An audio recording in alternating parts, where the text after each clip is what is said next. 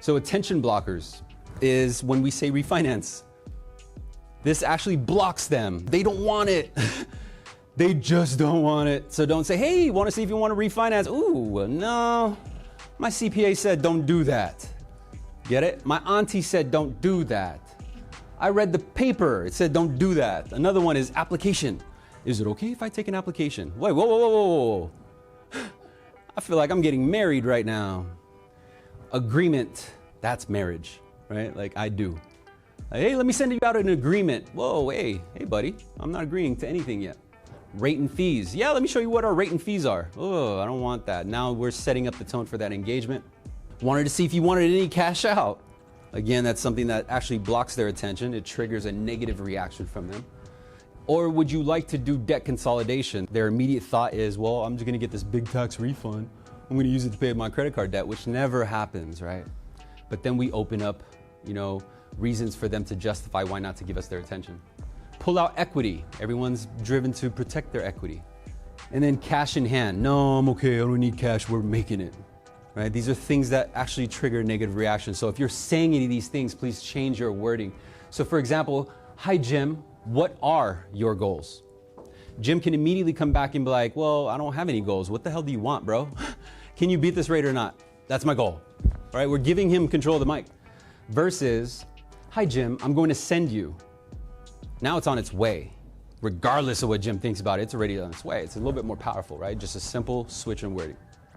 I can lower your rate versus I can create savings. If you say I can lower your rate, you're actually setting the engagement to be just based on rate, right? So if you notice that you're saying in the conversation right now, oh yeah, let me show you the rate. Oh yeah, I can get a lower rate. You're actually triggering that emotion just to base that entire engagement off of rate.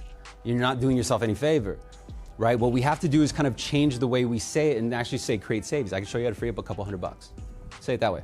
I've got some options is usually how our pitch starts. Would you guys agree? Hey, Jim, I got some options. Can you please grab a pen and paper? If that sounds familiar, this is really going to hit home with you.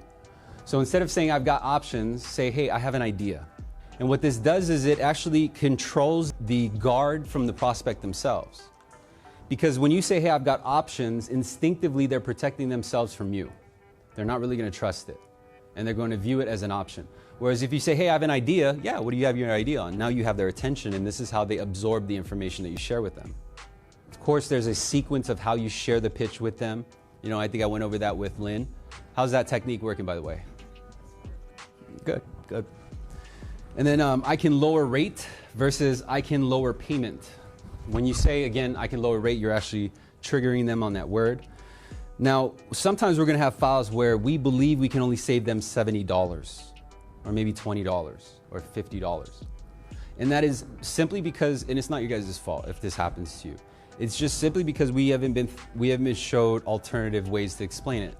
Like, okay, well, what are they gonna do with that payment deferral, that escrow refund, that $19.99 back in, right, from escrow?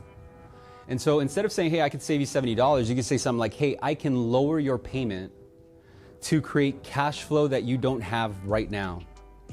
This surge of cash will help you replenish your bank account while giving you some breathing room to focus back on your savings. Very powerful, right? If I heard one of the two ideas, I would definitely go with the second idea.